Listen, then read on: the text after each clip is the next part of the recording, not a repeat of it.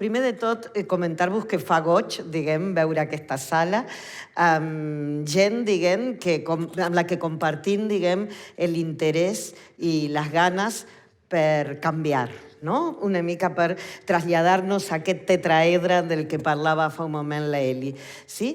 I jo soc matemàtica, diguem, m'agrada molt parlar de matemàtiques i quan m'han convidat a fer aquesta presentació em dic, però tu creus que realment sóc el perfil, diguem, de que pot fer una presentació a equips directius sense centrar-se en les mates, diguem, sinó centrant-se més aviat en la transformació en la que estem immersos? I, bueno, al final m'han convençut i he buscat els punts de contacte que podíem tenir i un és que, en realitat, com la meva feina com a referent didàctica d'Innovamat, igual que altres moltes persones que vosaltres segurament coneixeu o que són cares més o menys visibles del projecte que tenim entre mans, el que tenim, diguem, com la responsabilitat és de liderar un canvi i sobretot de generar molta confiança en el nostre voltant sobre que val la pena fer aquest canvi, que requerirà esforç, però que aquest esforç té recompensa i aquest esforç està justificat. Sí? I doncs, justament d'això és que volia comentar. A veure, ara sí. Doncs aquesta era simplement la idea de la presentació que breument faré per donar, diguem, inici a les diferents presentacions que hi haurà després de la benvinguda de l'Eli. Doncs la idea és que parlaré del canvi a l'aula de matemàtiques i ho faré a partir d'exemples, sí? Doncs exemples on resultarà molt clar que aquest canvi és necessari i el canvi, diguem, el tenim ja dintre de les aules, però a vegades no el sabem gestionar de la manera adequada. El primer també és que veureu que jo quan escoltava, bueno, és que clar, parlarem moltes vegades de les mateixes coses i una de les coses que comentava l'Eli fa un moment era el fet de que el canvi més gran que tenim entre mans, que el diferencia molt de com vaig aprendre jo matemàtiques quan estava en l'escola, és que ara no només parlem de sentits, no només parlem de sabers, de continguts conceptuals i procedimentals, sinó que també parlem de processos, el que en el currículum apareix com els eixos, no? I, per tant, això ha representat un canvi fonamental. Però, a més, si jo em centro en els sentits, també hi ha hagut canvis. Quan jo era alumna, sí, ja sé que era alumna en un altre lloc del món, molt, molt, molt lluny d'aquí, però no creieu que era tan diferent, sí? És que en realitat no eren les aules de matemàtiques diferents en Uruguai de les que eren en Catalunya en aquell moment, ni tampoc de les que eren fa 30 anys, de les que eren fa 130 anys, sí? Havia un centre en els continguts molt, molt important. Però, a més, dintre dels continguts, especialment, per exemple, en primària, en el sentit numèric. Sí? Dintre del sentit numèric semblaria ser que només hi havia operacions. Sí? Quan el sentit numèric nosaltres ara sabem que té molts més aspectes que no només el càlcul. Dintre del càlcul semblava que només importaven els algoritmes. Sí? I tot això ens representa a nosaltres canvis molt importants en el que passa en l'aula de matemàtiques. Sí? I hem d'acompanyar. Vosaltres sabeu que estem, diguem, rodejats de companys que encara fan el dol, diguem, per no centrar les seves classes en repetició i repetició i repetició d'algoritmes. I la idea és que ells segur que estan pensant que estan fent el millor per als alumnes. I, per tant, el canvi és un canvi de fer un discurs que els convenci de que aquest canvi val la pena fer-lo i que té, diguem, beneficis. Quan nosaltres, un altre tema que m'agradaria parlar, que ha sigut un canvi fonamental en el que és les aules de matemàtiques fa molts anys, l'he esmentat breument i era que l'aula de matemàtiques es basava principalment en que presentaven uns procediments, això es fa així, i després el que feien els alumnes era fer mímica d'això, no? Repetir i repetir i repetir el que estava passant, el que t'havien dit com es feia. I el que passa és que nosaltres ja sabem que així no s'aprèn, perquè així no s'està pensant mentre s'està fent això. I, per tant, el tema de la pràctica, fa uns anys Gonyi va venir a Tarragona a fer una jornada, potser alguns de vosaltres estava, i va comentar que en aquell moment el 75% del temps d'aula en matemàtiques es dedicava a la pràctica repetitiva d'algoritmes. No podem dedicar el 75% a matxacar algoritmes, desenvolupar tota aquesta complexitat de la que parlava Elisabet en el principi. D'acord? Doncs el que nosaltres hem vist, que en la bibliografia que consultàvem, hi ha una altra sortida d'això. Necessitem practicar destreses bàsiques, aritmètiques. Això no hi ha dubte, que sense pràctica no s'automatitzen, no s'incorporen i no les podem utilitzar per al següent pas de sofisticació en la feina que fem. Per tant, necessitem la pràctica, però la pràctica no és necessari que sigui reproductiva, no és necessari que sigui aquesta pràctica de matxaque, que podríem dir. I si hem de fer una part d'aquesta pràctica en aquest sentit més repetitiu, no cal que el faci l'aula del professor amb tots els alumnes en simultani. Pot ser delegada a l'àmbit més tecnològic, més de la pràctica digital. Ahí sí que podem fer pràctica més repetitiva i que sigui el propi disseny de les activitats els que les dona feedback immediat als alumnes i que pot adaptar a diferents situacions en l'aula. Sí? Per tant, si fem pràctica reproductiva, millor fer-la en un ambient digital. Però també podem fer pràctica en l'aula, en presencial, quan estem treballant tots en grup, sí? O en conjunt. I el que tenim aquí és que hi ha, dintre de la bibliografia, espais per fer pràctica de la que es diu pràctica productiva. Sí?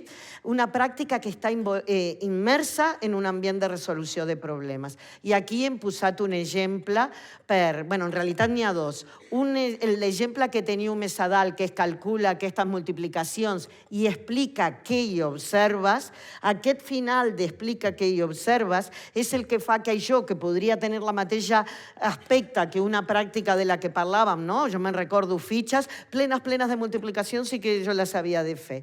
Però les havíem de fer les persones que estàvem en l'aula, ja siguin els que no sabien com multiplicar, els que ja sabien i que no necessitaven repassar com es feien multiplicacions, i els que realment la pràctica era un punt, molt necessari en aquell moment. El fet de posar el que hi observes al final és definitiu perquè a les persones que ja dominen l'estratègia amb la que facin aquesta multiplicació, poden anar a un altre àmbit, que és el de veure quins patrons hi ha, quines regularitats hi ha aquí entre el primer factor, el segon factor, què li va passant, què li passa als resultats d'això, i per tant ja és un temps que li dona al mestre, mentre aquests alumnes estan pensant en el més enllà, dona temps per anar a aquests alumnes que encara no dominaven l'estratègia per seure amb ells i treballar aquesta estratègia.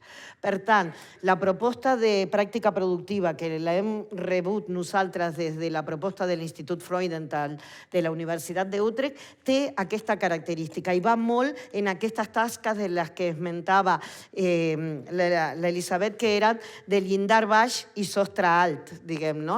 Només que nosaltres en la traducció li vam posar terra baix i sostre alt, però és exactament el mateix del que parlem. L'altre exemple és que la pràctica no es fa exclusivament en la part escrita i en la que cada un és individual. Es pot fer pràctica de manera col·lectiva. I l'exemple que està baix, que es corregeix aquest disbarat, 0,20 més 6 no és 1,20, però el que sí podem fer entre tots és una proposta de com podríem corregir aquest disbarat, quines són les possibilitats. Puc canviar la targeta que diu igual per una targeta que diu més gran, no? 0,20 més 6 és més gran que 1,20. O podem canviar el 6 per un 1, o l'1 per un 6. O podríem canviar el més per una multiplicació. 0,20 per 6 és igual a 1,20. Hi ha moltes possibilitats i és molt important això, que una mateixa pregunta pot tenir diferents respostes, sí? I això són les parets amples de les que també es parlaven en un inici. Per tant, i estem practicant suma de decimals o operacions amb decimals perquè jo he ficat la multiplicació.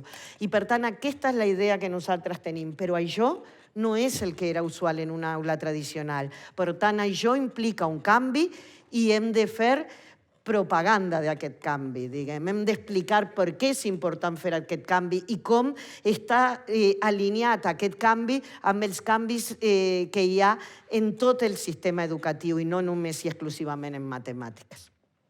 Sí?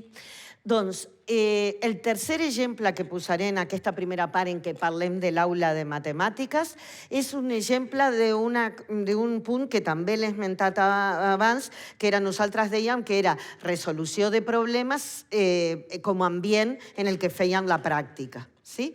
I el tema és que una de les grans coses que ha canviat és que tots els enunciats que vosaltres teniu, perdoneu que jo tinc la lateralitat i si no em giro no sé dir què és el que teníeu en l'esquerra, doncs tots els que teniu en l'esquerra eren el que nosaltres li dèiem problemes, sí? Eren aquestes situacions que tenen un context, sí? I que per tant impliquen que jo recorri, busqui quina és l'operació que em permet donar la resposta a aquesta pregunta que està plantejada. Sí? Mentre que els que estan a la dreta no apareixien habitualment en les aules. Sí? Què passa? Nosaltres estem convençuts que tot el llistat de preguntes com les que estan a l'esquerra doncs són imprescindibles portar-les a l'aula. Però no perquè siguin problemes, sinó perquè estableixen les connexions entre el que passa en l'aula i el que passa fora de l'aula de matemàtiques. És les connexions extramatemàtiques entre el que passa aquestes són d'operacions combinades, per tant, entre el que passa en les sessions en què estem desenvolupant el tema d'operacions combinades amb les situacions en les que ens podem trobar en la vida real on no per resoldre no hem de fer només una operació, sinó que hem de fer més una i com les combinem perquè el resultat sigui l'encertat.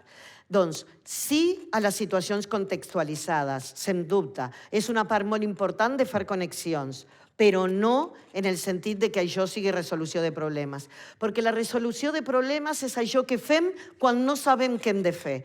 I això no podem, perquè nosaltres llegim aquest enunciat i podem discutir sobre si l'escrivim en una única operació o en moltes operacions que les anem encadenant. Però no hi ha una discussió sobre que quan les coses s'ajunten, doncs el que fem són sumes, quan les coses són grups de coses, el que fem són multiplicacions.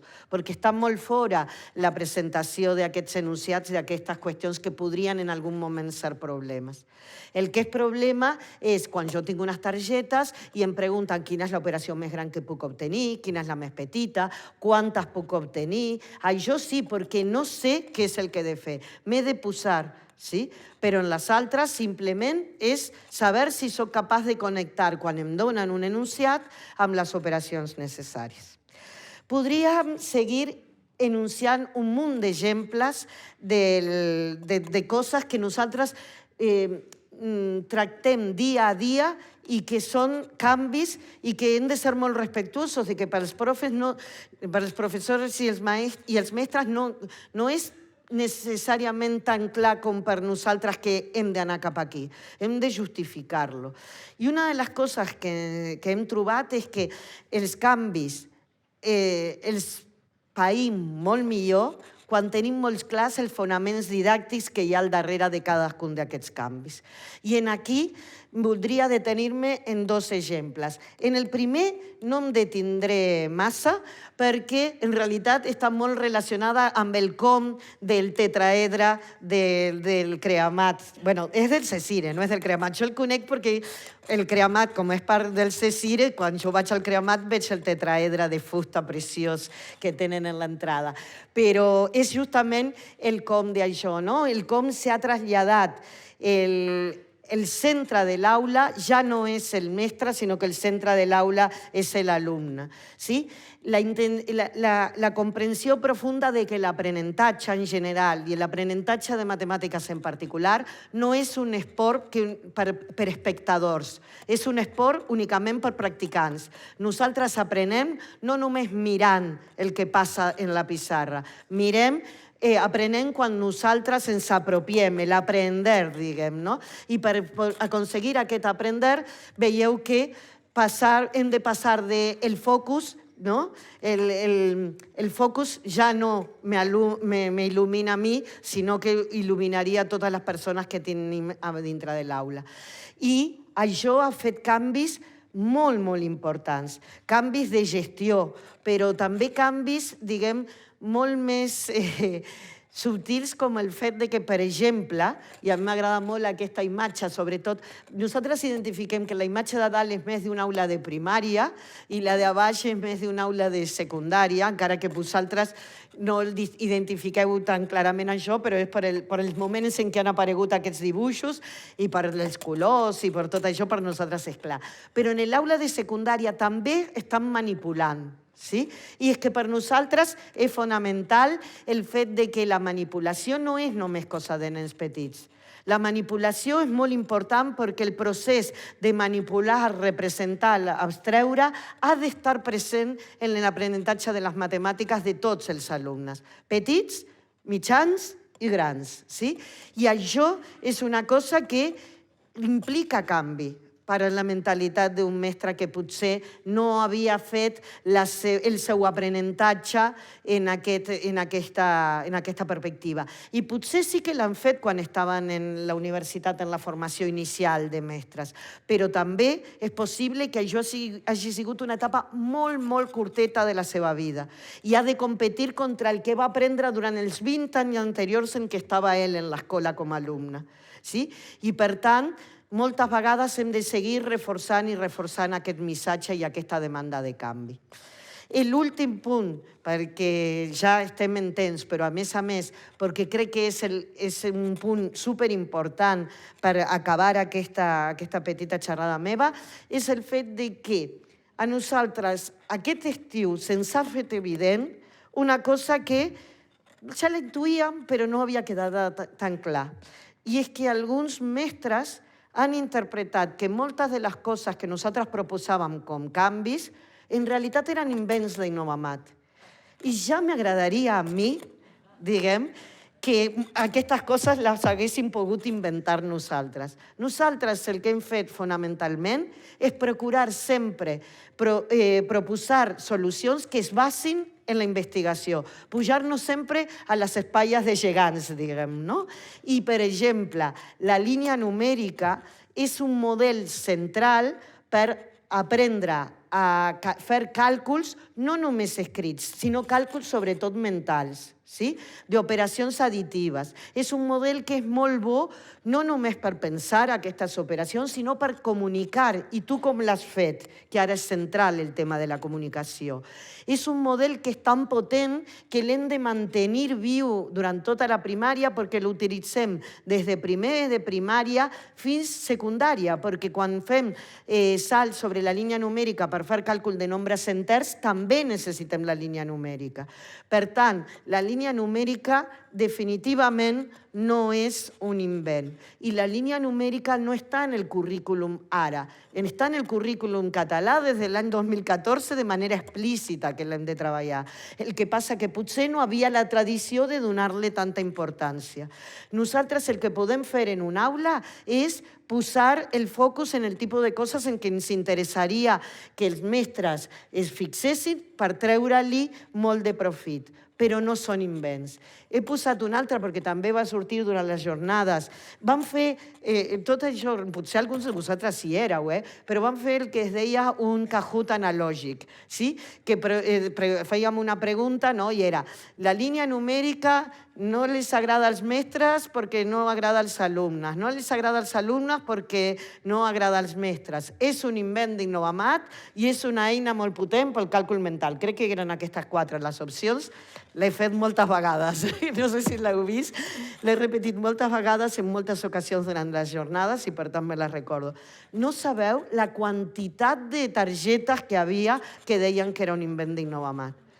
En les jornades també va haver un altre punt, diguem, molt important, i és quan vam fer una activitat que parlava de rectangles i gran part dels mestres, diguem, havia optat per una definició particional, que es diu, que és que els quadrats no són rectangles. Quan nosaltres en la proposta sí que proposem que els quadrats és un cas particular dels rectangles, igual que els montevideanos són un cas particular dels uruguaians, els uruguaians són un cas particular dels sud-americans, els sud-americans dels americans, encara que aquest nom se l'han apropiat altres, i els americans dels terrícoles, diguem, no? Aquesta idea de les definicions inclusives de quadrilàters estan justificades, sí? És opcional, pots fer una altra definició, però nosaltres no hem inventat aquesta definició, sinó que en la literatura, en didàctica de les matemàtiques, s'explica quins són els beneficis d'optar per aquesta definició.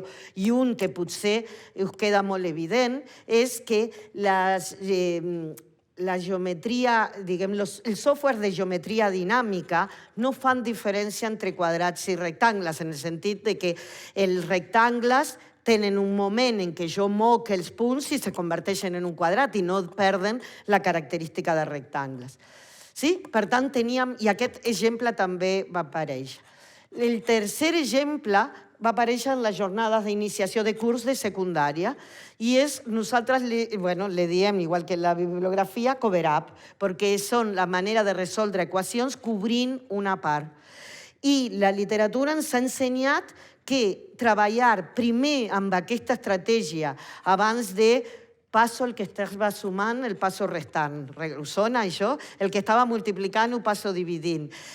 Començar per una estratègia que sigui molt conceptual de què és una equació, de que el que jo busco al resoldre una equació és trobar quin és el valor que està sota la taca perquè aquesta operació combinada efectivament doni 4, és, diguem, molt beneficiós, però no són invents. El problema és que potser algunes vegades